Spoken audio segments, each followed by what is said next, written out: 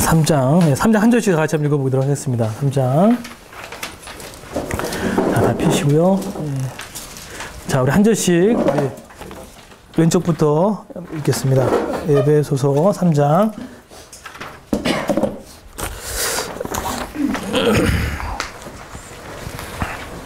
자, 오른쪽부터 읽을게요. 네.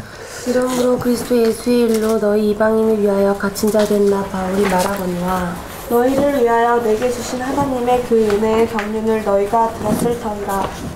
계시로 내게 비밀을 알게 하신 것을 내가 먼저 간단히 기록함과 같으니 그것을 읽으면 내가 그리스도의 교회를 깨달은 것을 너희가 알 수 있습니다. 이제 그 거룩한 사도들과 선지자들에게 성령으로 나타내신 것 같이 다른 세대에서는 사람의 아들들에게 알리지 아니하셨으니 이는 이방인들이 복음으로 말미암아 그리스도 예수 안에서 함께 상속자가 되고 함께 지체가 되고 함께 약속에 참여하는 자가 되니라.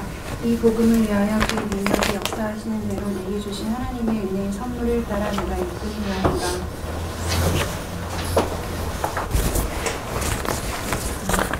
모든 성도 중에 지극히 작은 자보다 더 작은 나에게 이 은혜를 주신 것은 측량할 수 없는 그리스도의 풍성함을 이방인에게 전하게 하시고 영원부터 만물을 창조하신 하나님 속에 감춰졌던 비밀의 경륜을 어떠한 것을 드러내게 하려 하시리라.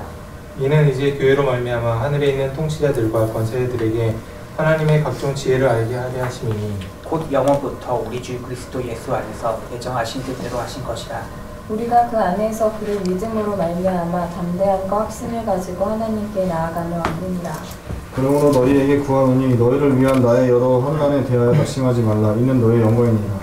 이러므로 내가 하늘과 땅에 있는 각 족속에게 이름을 주신 아버지 앞에 무릎을 꿇고 가니 그의 영광의 풍성함을 따라 그의 성령으로 말미암아 너희 세 사람을 능력으로 강건하게 하시오며 믿음으로 말미암아 그리스도께서 너희 마음에 계시게 하고 너희가 사랑 가운데 뿌리가 박히고 터가 부어져서 능히 모든 성도와 함께 지식에 넘치는 그리스도의 사랑을 알고 그 너비와 길이와 높이와 깊이가 어떠함을 깨달아 하나님의 모든 충만하신 것으로 너희에게 충만하게 하시기를 구하노라. 우리 가운데서 일하시는 능력을 따라 우리가 구하거나 생각하는 것 이상으로 더욱 넘치게 주실 수 있는 분에게 다 같이 읽겠습니다. 그 안에서 그리스도 예수 안에서 영광이 그대로 영원 무궁하기를 원하노라. 아멘. 그 에베소서 2장 21절 한번 보실래요? 우리 에베소서 2장 21절 보시면 우리 그를 세영이가 한번 읽어주십시오. 그의 안에서 건물마다 서로 연결하여 주 안에서 성전이 되어가고 네, 되어간다는 걸 뭐라 그랬죠? 아우세이라고 해가지고 교회가 완성된 것이 아니라 계속 자라나가고 있다는 얘기를 말씀을 드렸죠. 그래서 우리가 교회이기 때문에 서로를 정죄하기보다는 서로 자라나는 중입니다. 네, 그런 표현을 얘기했고, 그리고 자라난다는 것은 서로 연결됐다는 표현을 했습니다. 그죠? 서로 연결됐다는 얘기는 혼자 신앙생활하는 것이 아니라 서로 의존하고 의지하면서 서로 배워나가는 것이라는 것들을 이렇게 말씀을 드렸습니다. 자, 우리 이제 3장 이제 1절에 들어갈 건데요. 오늘 이 3장의 내용은 1절부터 13절까지 이렇게 단락을 지을 수 있고요. 그 다음에 또 한 가지는 14절부터 21절까지 이렇게 단락을 지을 수 있습니다. 특별히 1절부터 13절의 내용은 자신의 사역에 대한 바울의 설명을 하고 있는 내용입니다. 자신이 맡은 사역이 뭔지에 대한 설명을 하고 있고요. 14절부터 21절까지는 이거는 사도 바울의 기도를 좀 벤치마킹 했으면 좋겠어요. 사도 바울이 3년 동안 가르쳤던 에베소 교인들을 향해서 어떻게 기도했는지가 나온 내용이 14절부터 21절 내용입니다. 물론 1장에도 그 성도를 향한 그런 기도의 내용들이 있는데 좀 더 구체적으로 들어가더라고요. 그러니까 1장에서 그 하반절에 보면은 그 하반절에도 그 성도를 위한 기도가 나오는데 좀 더 여기서 성도를 위한 기도가 상당히 구체적으로 나오는데 이 기도대로 좀 하는 것도 되게 좋을 것 같아요. 중보 기도를 한다 그러면은 아주 그냥 핵심을 담고 있다는 생각이 들 건데요. 이따 한번 살펴보겠는데요. 자, 그래서 오늘 이 3장은 총 이렇게 두 파트로 이렇게 나눌 수 있는데 여러분이 혹시 지금 어떤 일을 하고 계시잖아요. 그죠? 어떤 일을 하고 계시는데 그 일을 하는 동기가 어떤 동기를 하십니까? 여러분 지금 혹시 리더나 뭐 간사라든지 아니면 뭐 어떤 뭐 직분을 맡고 있는 분이 계신다 그러면은 그 일을 하는 동기가 어떤 동기에서 시작되고 있습니까? 생각보다 이 동기 없이 일할 때 상당히 오래 못 가는 건 여러분 다 인정하시죠? 나에게 어떤 모티베이션이 없으면은 참 오래 하기 좀 어렵습니다. 직장 생활이 힘들다는 건 다른 거 아니거든요. 돈 월급 갖고 열심히 뛸 수 있는 건 아니에요, 사실은. 그죠? 내 안에 어떤 가치를 줘야 되고 어떤 비전을 줘야지 뛸 수 있는 게 우리 인간인데, 자, 그렇다면 하나님은 하나님께서는 어떤 동기로 그분의 일을 행하실까요? 하나님께서는 어떤 동기로 그분의 일을 행하실까요? 하나님께서는요, 당신의 일을 하실 때 거룩한 동기가 있습니다. 두 단어로 설명할 수 있는데 그 거룩한 첫 번째 동기는 너무나 익숙하게 든 은혜입니다. 하나님의 당신의 사역을 감당하실 때 가장 첫 번째 동기 중에 하나가 뽑는다 그러면은 은혜예요. 그 다음에 긍휼입니다. 자, 은혜가 뭐죠? 은혜가 뭐죠? 네, 값없이 주시는 뭐 하나님의 그런 사랑이죠. 이걸 좀 더 다른 표현을 하면은 하나님께서 죄인들을 봤을 때 죄와 비참한 신분에서 구원하여 예수님을 통해서 구원자의 신분으로 이렇게 바꿔주는 일들, 이걸 또 하나의 은혜라고도 말할 수 있습니다. 그렇죠? 그러니까 결론은 뭐죠? 그러니까 우리 신분을 잘 아셔야 돼요. 우리가 은혜 받았다는 거는요, 여러분의 맨 처음 자리가 어떤 자리인 걸 아는 게 되게 중요해요. 지금은 좀 괜찮은 존재되잖아요. 그렇죠? 근데 우리의 첫 자리를 보게 되면은 죽을 수밖에 없는 그 자리였던 거죠. 그죠? 근데 그것을 값없이 하나님께서 그분의 상속자에 의해 우리가 구원의 신분자로 이렇게 변화됐다는 거죠. 그게 은혜라고 합니다. 하나님께서 당신의 사역을 하실 때 가장 첫 번째로 동기를 삼다 그러면 은혜라는 단어인데, 이 은혜라는 단어가 구약에는 159회 정도 나오고요. 그 다음에 신약에서는 한 132회 정도 등장합니다. 자, 그러면 또 한 가지, 저는 이게 참 많이 와닿았어요. 은혜도 많이 받았는데, 긍휼이 뭡니까? 긍휼이 뭐죠? 하나님께서 당신의 사역을 감당하실 때 이 긍휼이라는 부분들도 결국 간과하지 않으십니다. 긍휼이라는 걸로 제가 읽어드릴게요. 에베소서 2장 4절 한번 보실래요? 에베소서 2장 딱 이 구절에만 나옵니다. 2장 4절. 이거를요, 우리 민항이가 한번 4절 한번 읽어주십시오. 우리를 신성하신 하나님이 우리를 사랑하신 그 큰 사랑을 인하여. 네, 여기서 긍휼이 나오죠. 이 긍휼을 호데우스 플루시우스 오넨 엘레레이라고 하는데, 여기서 긍휼이라는 것은요,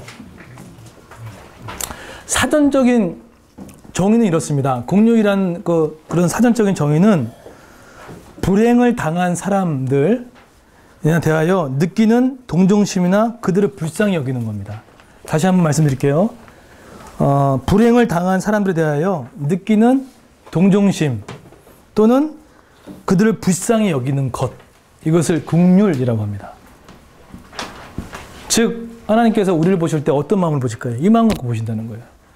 죄와 허물로 인하여 영적으로 죽었고, 누구한테 눌려 있었습니까? 우리는요, 사단의 권세에 눌려 있었다는 거예요. 그러니까 도저히 구원할 능력이 있어요, 없어요? 스스로가 없다는 거예요. 여러분, 안 믿는 사람들은요, 사단의 통치 안에 꽉 눌렸기 때문에 자기가 죽어 있는 것조차도 모릅니다. 모른다는 거예요. 그죠? 여러분, 안 믿는 부모님이나 안 믿는 형제들 보시면요, 이 눈이 아마 느끼실 거예요. 기도를 많이 하고 충만하면요, 이걸 느껴져요. 사단에 꽉 붙잡혀 있구나. 근데 스스로 구원할 재간이 없는 거예요. 능력이 없는 거예요. 근데 그 영혼들을 보고 하나님께서 동정심을 느끼고 불쌍히 여기는 마음, 그 마음이 긍휼입니다. 하나님께서 구원 사역을 하실 때 우리 인간들을 바라보면서 어떤 마음 갖고 하실 것 같아요? 이 마음 갖고 하신다는 거예요. 은혜와 더불어서 긍휼의 마음을 갖고. 그래서 하나님께서 일하실 때, 하나님 일하시는 그 사역에 큰 동기가 많이 있겠지만, 우리를 바라볼 때, 우리 내 자녀들이기 때문에 안타까워하고 불쌍히 여기는 마음.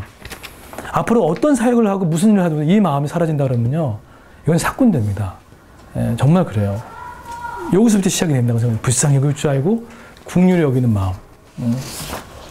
자, 죄인들을 불쌍히는 심정, 이런 부분들을 나타냅니다. 이걸 꼭 잊지 마시고요.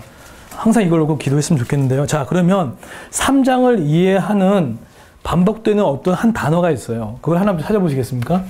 키워드라고 할 수 있는 거죠. 계속 나와요. 뭐죠? 3장을 이해하는데 꼭 알아야 할 단어가 있습니다. 여러 가지도 있겠지만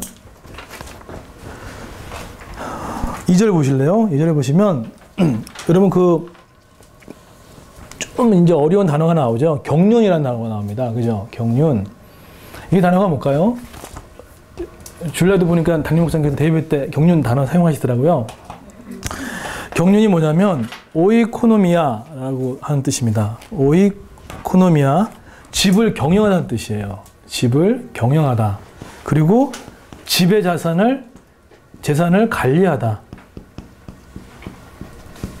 경제를 뭐라 그러죠? 이코노미 단어가 여기서 파생된 겁니다. 예. 오이코노미아. 여기서 나온 거예요. 그래서 넓은 의미로 민족의 경영, 이것을 경륜이라고 합니다. 자, 그러면 하나님이 뭘 경영하십니까? 하나님은 뭘 경영하시죠? 지금 그 정의를 내렸잖아요. 경륜이 집을 관리하다, 재산을 관리하다, 민족을 경영하다. 뭘 경영하시는 거죠? 네? 누굴 하나님 경영이죠? 모든 것인데 뭘 경영하시죠? 하나님의 경영은 그 대상이 딱 한 사람밖에 없어요. 구원이에요. 하나님의 구원 경영밖에 없어요. 그 사람, 영혼, 내 자녀 찾기 위한 구원 경영. 결국 창세기 3장 15절에 원시 복음을 향한, 또 창세기 12장 1절부터 아브라함을 통해서 시작하는 그 하나님의 구원 운동의 스토리, 이거를 다 통합해서 하나님의 경륜 해도 들리잖아요. 나를 찾아 나가시는 하나님의 구원의 역사, 경륜을 합니다. 그죠? 근데 그 앞에 지금 사도 바울이 독특한 표현 썼죠. 무슨 경륜을 썼습니까? 은혜의 경륜이라는 거예요. 은혜의 경륜. 네. 하나님께서 은혜의 경륜을 얘기를 합니다. 그래서 하나님의 은혜의 경륜, 그 값없이 주신 하나님, 우리를 사랑하는 그 마음을 갖고 경영하신다는 거예요. 이 경영이 끝나는 날을 뭐라고 합니까? 이게 이제 재림이에요. 예. 이게 끝나는 거예요. 하나님의. 지금 구원이 완성됐습니까? 완성되지 않았습니까? 예. 이미 왔지만 계속 되고 있는 중이죠. 예. 그래서 사도행전 1장 11절인가요? 네가 본대로 내가 그대로 오겠다. 이게 마지막 예언입니다. 더 이상 예언이 없어요. 그 예언, 그게 성취가 됐습니까? 안 됐습니까? 성취가 안 됐죠. 그분이 오시면은 이제 재림이 완성이 되는 겁니다. 이 땅은 끝나고 모든 게 하나님의 구원의 완성이 된다는 거죠. 그래서 하나님의 구원의 경영은 우리를 향한 부분이라는 것들, 이걸 얘기를 하고 있습니다. 자, 그러면 3절 보십시오. 3절, 그 다음에 4절, 거기에 어떤 단어가 9절, 3, 4, 9절 어떤 단어가 나오죠? 혹시? 여러분, 비밀을 저번에 우리 이제 동건이 아빠가 잘 얘기해 줬죠? 예, 아빠 잘 얘기했는데, 비밀이 뭘까요? 비밀. 다시 한번 누가 한번 설명 좀 해주실래요? 비밀이 뭐죠?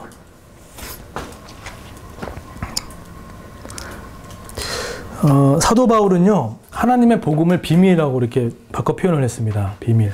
하나님의 복음 비밀. 그러니까 비밀은 이겁니다. 아담의 죄로 말미암아 죄가 들어왔잖아요. 인간은 어떻게 구원할 수 있는 방법이 없었어요. 없었죠? 그래서 하나님께서 십자가를 이제 예시를 했는데, 그게 이제 창세기 3장 15절에 약속하셨고, 이 구절은 잘 기억 안 하시는 것 같아요. 3장 21절. 방법도 알려주셨어요. 뭐가 수풀에 있었죠? 찾아볼까요? 여자의 후손으로 하는데 그 방법까지 창세기에는 벌써 예언을 해줬습니다. 어떤 거죠? 볼까요? 창세기 3장, 네, 보세요. 3장.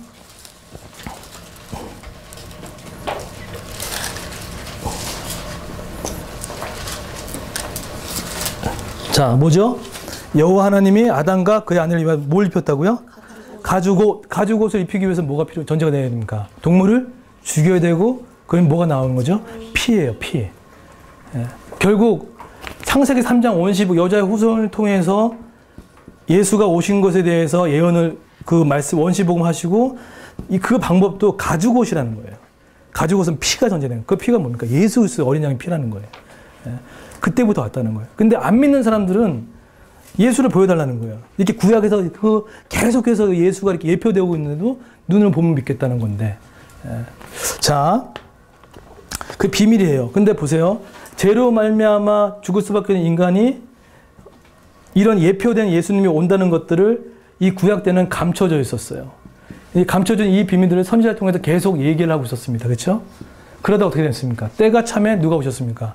때가 참에 통일 왕국부터 시작해서 창조 시대, 족장 시대, 출애굽 시대에 들어가고 하다가 다니엘 왕국, 분열 왕국 시대 지나가다가 그다음에 포로기 가다가 침묵 시대에 이르러서 400년 공백기 딱 하고 나서 그다음에 예수 그리스도께서 이 땅에 오신 거예요.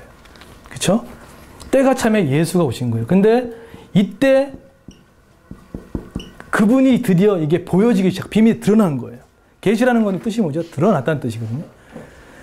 그러니까 이때의 그 비밀을, 이 비밀이 비로소 예수를 통해서 드러났다는 거예요. 그 얘기를 하는 거예요. 비밀이라는 건 그건 겁니다. 자, 그래서 이 비밀이라는 것은요,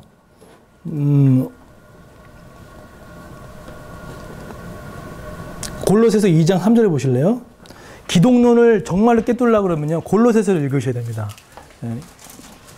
자, 예수가 누군지를 이거보다 더 잘 쓴 서신서가 없어요. 네, 골로새서, 네, 보겠습니다. 골로새서 2장 3절.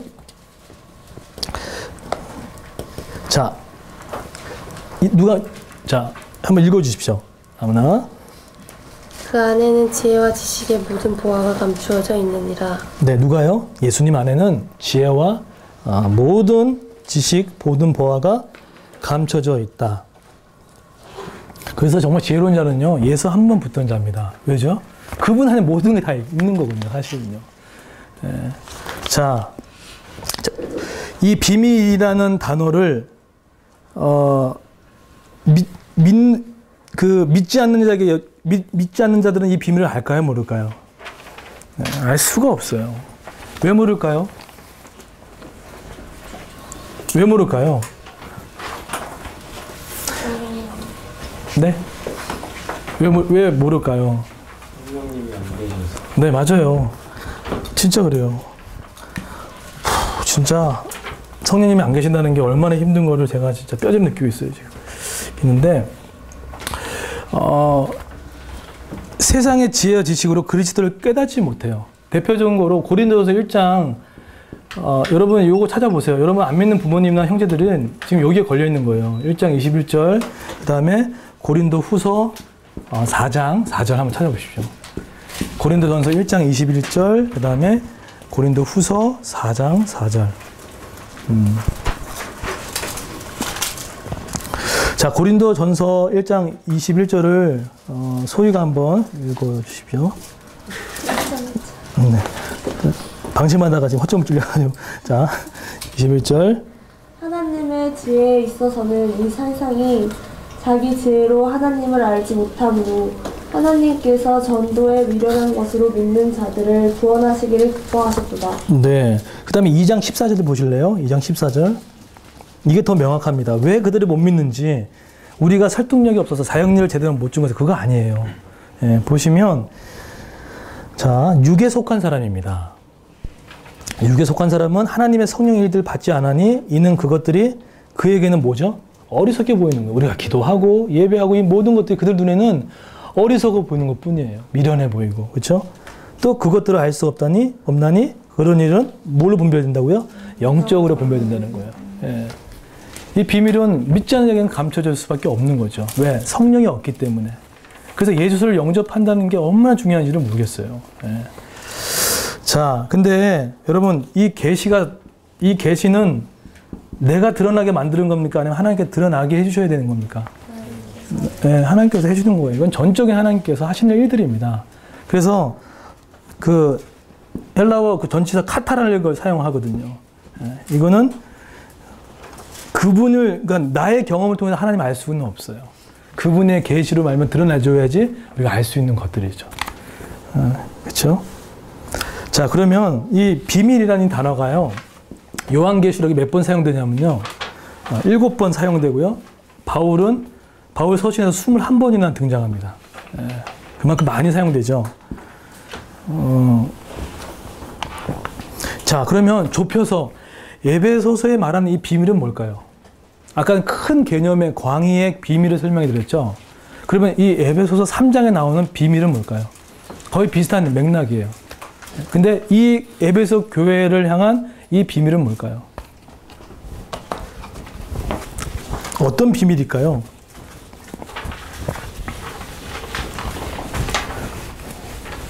이 3장이 국한된다 그러면은 에베소 교회와 이 지역에 있는 것이 국한된다 그러면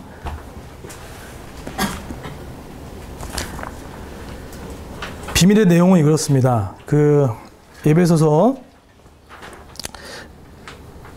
잘 들어보세요. 그리스도를 통해서 성취된 복음으로 말미암아 이방인들과 유대인들이 동등하게 되어서 하나님 나라에 동등하게 되어 가지고 하나님 나라에게 들어가 용납되고 백성이 될 수 있는 하나님의 계획. 여기서 에베소 3장에서 말하는 좁혀 설명하는 비밀이 이겁니다. 그러니까 누구와 하나 됐다고요? 이방인과 유대인과 이방인. 여러분 이게 지금 그렇게 와닿지 않지만은 당시는 이거는 거의 컬처 쇼크입니다. 말도 안 되는 거거든요. 지금 왜 그때 사마리아인도 막 그런 부분 유대인들과 사마리아인도 그런 것도 있었잖아요. 그렇죠? 자, 여기서 자 보세요. 에베소서 3장에 한번 보실래요? 에베소서 3장 3장에 보시면은 그 비밀을 구체적으로 설명해 줍니다. 아주 친절하게. 근데 그 3장 함께 후사 어디 있죠? 잠깐만. 함께 후사된 게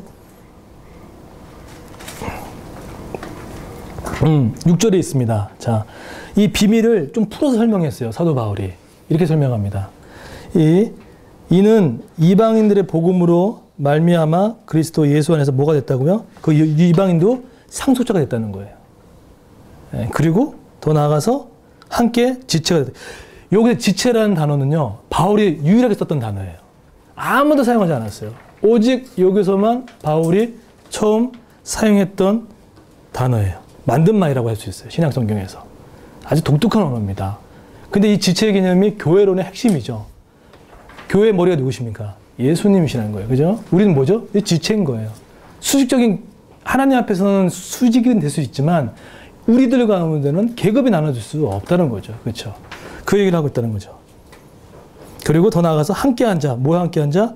약속에 참여한자라는 거예요. 하나님 약속에. 자, 그러면 조금만 속도를 내서, 그러면 왜 바울에게 이것을 알게끔 한 목적이 뭘까? 여러분, 이 바울의 서신은 거의 공통점이 뭐냐면, 항상 앞에 믿음이 그러니까 믿는 도리가 문제에 대해서 설명을 충분히 논리를 전개하고 나서 그 다음에 상당히 구체적으로 적용을 해 나가는 아주 거의 동일한 패턴을 가지고 있습니다. 이게 바울 서신의 아주 동일한 패턴이에요. 로마서도 그렇고 골로새서도 그렇고 에베소서도 그렇고. 결국 이 얘기는요, 내가 설교만 듣고 이 후반부의 인생을 살지 못한다는 것은요, 임신을 하는데 아이를 낳지 못하는 것과 똑같다는 거예요. 무슨 말인지 아시겠습니까? 듣고 실천이 없으면 결코 온전히 이루는 건 아니겠죠. 자, 보세요. 근데 바울에게 주신 목적이 있어요. 바울이 이거 분명히 우리 설파합니다. 8절 보십시오. 자, 8절을 한번, 소명이가 한번 8절 한번 읽어주세요. 모든 성도 중에 지극히 작은 자보다 더 작은 나에게 이 은혜를 주신 것은 측량할 수 없는 그리스도의 풍성함을 이방인에게 전하게 하시고. 네, 그 비밀을 주는 이유가 뭡니까? 네, 이방인에게 전하기 위해서. 교회 3대 사명 중에 하나는 이방인을 복음을 전하는 게 있습니다. 그게 선교라고 하죠. 국내든 국외등의 선교라고 합니다. 자, 두 번째 뭐죠? 왜 주셨죠? 9절 보실래요? 9절을 한번 우리 소율자매 한번 읽어주십시오. 9절. 영원부터 만물을 창조하신 하나님께 감사했던 비밀의 경륜이여 없다는 것을 구원하게 하려 하십니다. 네, 두 가지 목적입니다. 바울에게 이 복음의 비밀을 알려준 건 두 가지예요. 그러면은 이 바울에게 보여준 이 복음의 비밀이 이 바울에게만 향한 사명의 목적일까요? 그게 아닌 거죠. 왜죠? 10절에 보십시오. 10절이 그거를 증명하고 있어요. 10절을 우리 수진님이 한번 읽으십시오. 이는 이제 교회로 말미암아 하늘에 있는 통치자들과 권세들에게 하나님의 각종 지혜를 알게 하려 하심이니. 네, 이방인에게 복음을 전하고 비밀의 경륜을 드러내게 만드는 일들을 누굴 통해서 한다고요? 이제 교회로 말미암아. 그러면 교회가 누구라고 얘기했습니까? 여러분이라고 얘기했죠. 여러분이 교회고 교회가 우리입니다. 우리라는 거예요. 그러면 이방인에게 복음을 전하고 비밀의 경륜을 드러내게 만드는 것은 교회만의 일이다? 그렇지 않다는 거죠. 우리도 일 동시에 교회의 사명이고 동시에 그 일이라는 거예요. 그래서 특히 저는 이 후자 부분이에요. 비밀의 경륜을 드러낸다는 건 뭐죠? 성경을 성경답게 풀어야 돼요. 성경을 성경답게 얘기를 해줘야 돼요. 안 그러면 정말로 잡탕이 돼가지고 한 가지 얘기를 하고 있는 그것들을 못 듣고 그냥 종교 생활에다 끝날 수 있는 아주 큰 우리를 범할 수가 있습니다. 그래서 지금 우리 복음 기초학교 할 때도 아주 어려운 책을 읽히고 있잖아요. 그죠? 그 기초학교인데 막 어려운 책을 읽히고 있어요. 제가 박사 할 때 지금 하고 있는 그 책을 읽히고 막 그러는데 숙제 해오는지 모르겠어요. 어쨌든 하는데 근데 그건 정통이에요. 그리고 이제 제가 세영이한테는 복음은 무엇인가 책을 읽어보라고 했는데 읽을지 모르겠지만 어쨌든 읽으면 읽을 거죠? 그 책 샀어요. 네, 알았어요. 네, 읽은 사람 많이 있을 건데 복잡하지가 않아요. 복잡하지가 않고 명확한 것만 딱 읽고 나가면 나가지고 그냥 가지치기해서 나가면 되는 거예요. 그러면 굵은 하나님의 줄기가 잡힐 때가 있죠. 욕심 부리셔야 돼요. 저는 그거에 대한 욕심은 필요할 것 같아요. 제가 왜냐면 이 얘기를 왜 하냐면요. 제가 이번에 제자훈련을 하고 있잖아요. 10분, 저 와이프랑 합치해가지고 11명이 지금 같이 하고 있는데 그 중에 지금 예수가 한 4분, 3명 중에 예수가 터져나오기 시작하고 있어요. 예수가 터져나왔다는 얘기는 뭐냐면요. 이건 이거예요. 내가 들었던 설교가 있었어요. 그죠? 내가 봤던 책들이 있었어요. 그죠? 또 내가 들었던 은혜가, 내가 받았던 은혜가 있었고 어떤 경험들이 있었어요. 그런데 어느 순간에 갑자기 그것이 하나로 깨어 맞히는 이런 경험을 하고 있는 고백을 하는 분들이 지금 나오기 시작하고 있어요. 이거였군요. 라는 거예요. 이거였군요. 한 가지로 지켜야 됩니다. 그리스도의 비밀이 드러납니다. 그 그리스도의 십자가의 의미가 나의 삶의 정통으로 현실화되어지고 부활에 정말 실제화되어지는 것들을 정통으로 깨달으면서 결국 성경은 66권이지만 결국 한 가지 얘기하고 있으면서 그것이 나와 정말 관계가 있는 일이구나 하면서 견고해지는 일들이 분명히 생깁니다. 그런데 이 4명의 공통적인 특징이 뭔지 아십니까? 특징이 뭐냐면 정말 알아가려고 노력해요. 그리스도의 비밀을 위해서 알아가고 정말 기도도 많이 하고 특히 깜짝 놀랄 때는 기도를 하더라고요.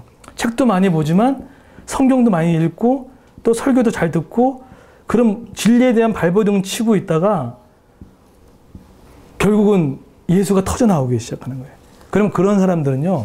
나중에 어떤 사람을 만나도 상대방의 말을 하는 것들을 듣게 되면은 뭐가 비진리인지 겉얘기인지 종교적인 이야기인지 툭툭 튀어나오는 게 그걸 볼 수가 있어요. 저는 제가 말씀드렸죠. 저의 목표는 딱 한 가지 그겁니다. 여러분 보세요. 사도행전의 8장인가의 9장에 3장의 베드로 설교와 사도 바울이 그 엄숙한 그 해당 앞에서 설교했던 내용이 동일해요. 똑같아요. 결국 설교는 하나입니다. 너를 위해서 돌아가 십자가 달리셨고 부활하신 거예요. 근데 이 복음에 능력이 있다는 거예요. 근데 이게 이 복음이 너의 삶을 송두리째 바꿀 수 있다는 것들에 대해서 비밀을 얘기하고 있어요. 이거 욕심 내십시오. 기도하십시오. 하셔야 돼요. 그래서 이따도 아까도 말씀드렸지만은 바울이 그 기도를 한 거예요. 하나님 지혜와 계시의 영을 부어달라고 우리 성도들한테. 지혜가 뭐죠? 하나님의 지혜가 뭐죠? 십자가. 미련해 보였잖아요. 하지만 모든 걸 다 통일시켰잖아요. 그 지혜. 비밀이 뭐죠? 그 십자가를 통해서 모두가 십자가를 통해서 구원받게 되는 그런 사건들을 깨달아 알아지는 그런 하나 되는 게 굵은 복음의 줄기가 딱 잡히는 일들. 이거 있어야 돼요. 이거 있으면 견고해집니다. 그러면 왜 살아가는 목적도 분명히 세워지고 그래요. 그래서 설교를 들으실 때 가능하면 성경적인 설교, 그 다음에 책도 좀 그런 성경을 풀이하는 책들을 주로 보는 연습을 통해서 계속 해 나갔으면 좋겠습니다. 자, 우리 바울의 기도 14절, 21절. 이 기도의 내용들을만 이렇게 마치고 하겠습니다. 바울이 얼마나 균형이 잡혔냐면요. 앞에 13절까지는 딱 말씀 이야기만 해요. 그리스도의 비밀이 뭐냐, 경륜이 뭐냐 얘기해놓고 14절부터 21절까지는요. 그 교회 성도를 위한 기도를 합니다. 이렇게 기도해요. 이걸 오늘 꼭 하십시오. 14절부터 21절 했던 기도입니다. 16절 보십시오. 16절 다 같이 한번 읽어보겠습니다. 시작. 그의 영광의 풍성함을 따라 그의 성령으로 말미암아 속사람의 능력으로 강건하게 하시옵시며. 네, 이 기도합니다. 그 속사람의 능력으로 날마다 강건케 하는 기도. 네, 이 기도하셔야 돼요. 직장생활 많이 하시다 돌아오시면은 약해지는 부분 많이 있거든요. 강건케 하는 기도를 드렸고요. 또 한 가지 뭐였죠? 그 다음에 17절 한번 읽어볼까요? 17절 시작. 믿음으로 말미암아 그리스도께서 너희 마음에 계시게 하셨고 너희가 그 가운데 뿌리가 박히고 또 이게 뭘까요? 너희들 마음에 그리스도의 그 통치와 그 능력이 계속 지배되기를 원한다는 기도를 드렸다는 거예요. 멋있죠? 그냥 양은 딱 해놓고 그냥 끝나지 않고 그 우리 양떼들이 속사람의 강건함을 위해서 그리스도가 충만하게 지배하기 수 있게끔 기도했다는 거예요. 자, 마지막입니다. 그 다음에 보시면 19절 다 같이 읽겠습니다. 시작. 너비와 길이와 깊이가 어떠함을 깨달아 하나님의 모든 충만하신 것으로 너희에게 충만하게 하시기를 구하노라. 네, 하나님의 사랑이 얼마나 크신지를 알게 하는 그것을 놓고 기도했다는 거예요. 당시 영지주의자들은요. 자기가 아는 거면 소수끼리만 나왔다고 합니다.